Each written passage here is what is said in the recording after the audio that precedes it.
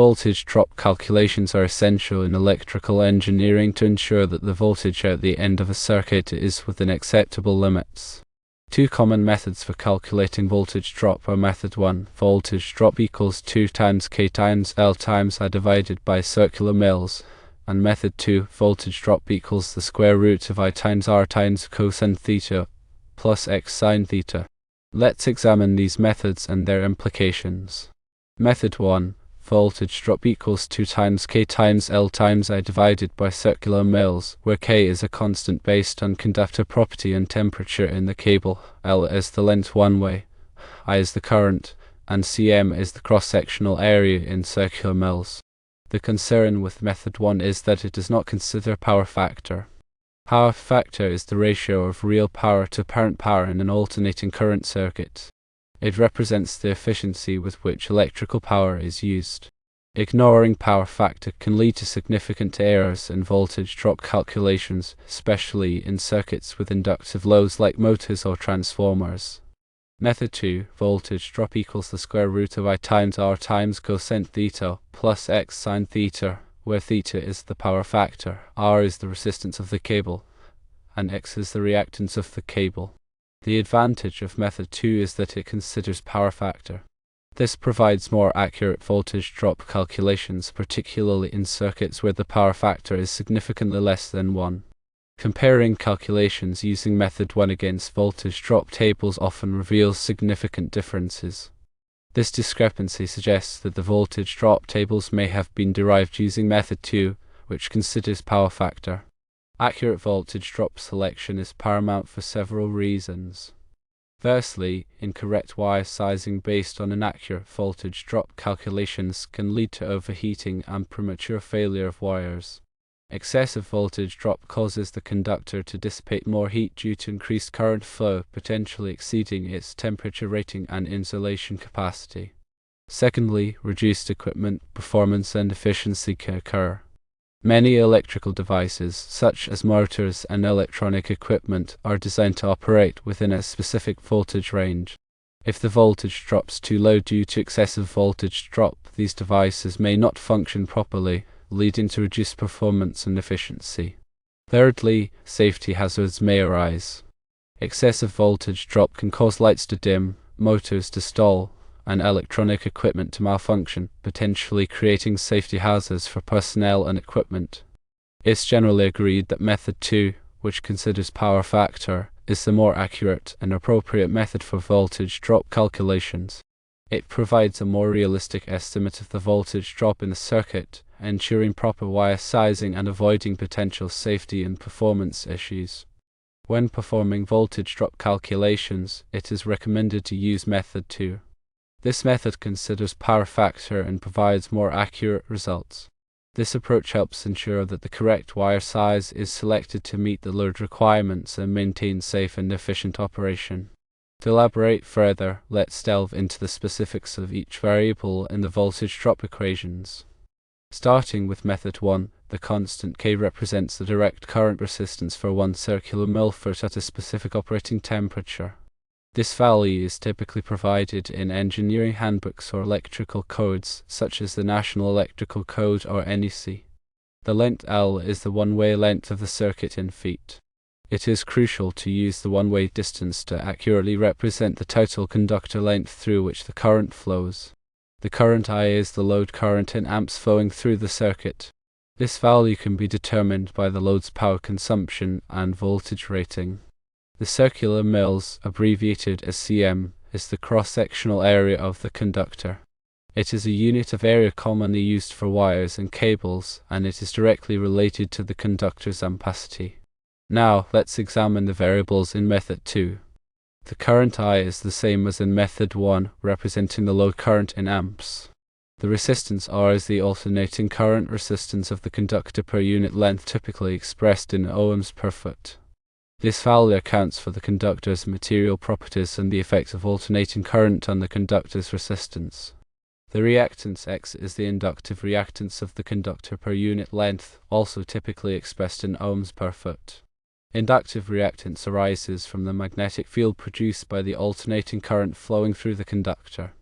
Cosine theta, or cos theta, represents the power factor of the load.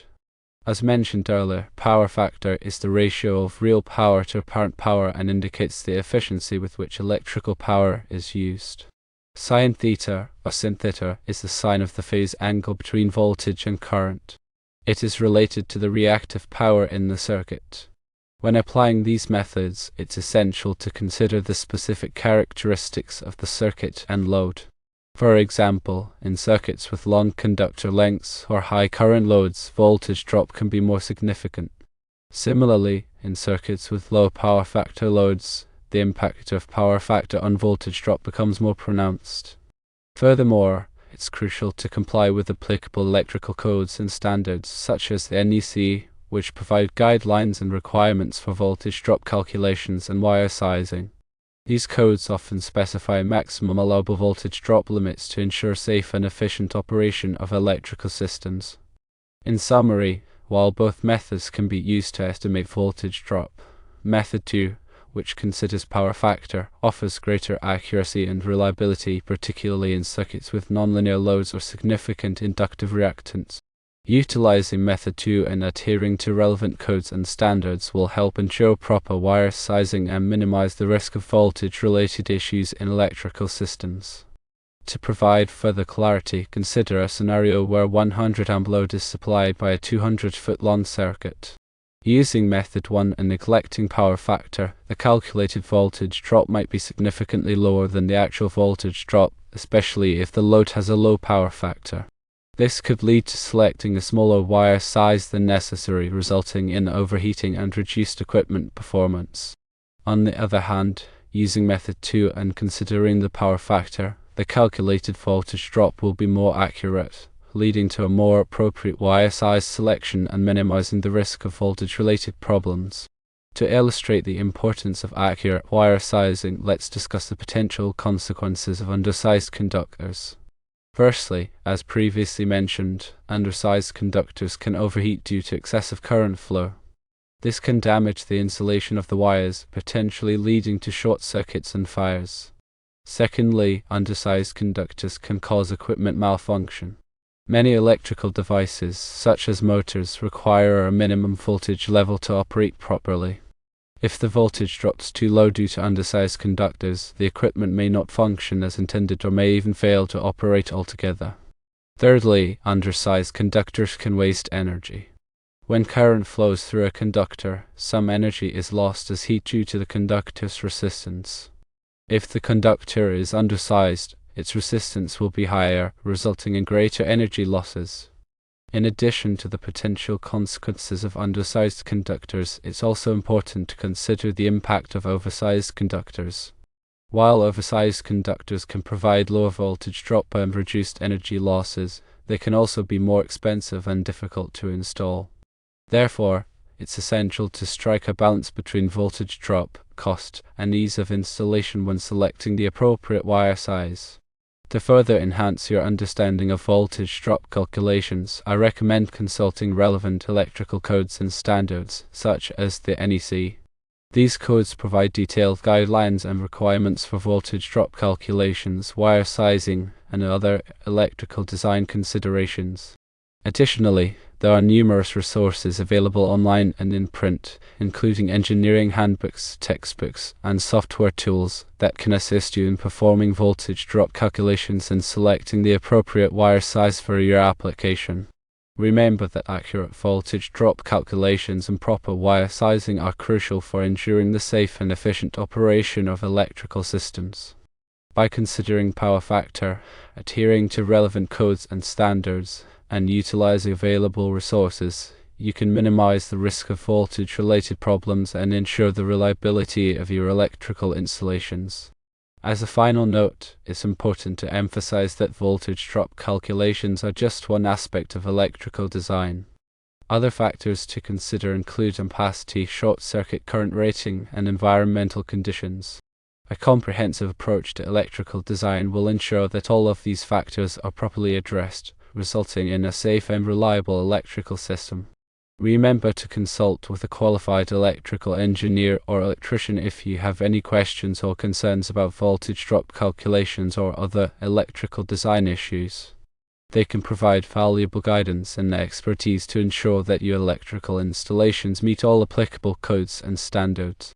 Furthermore, continuing education and professional development are essential for staying up to date with the latest advancements in electrical engineering and technology.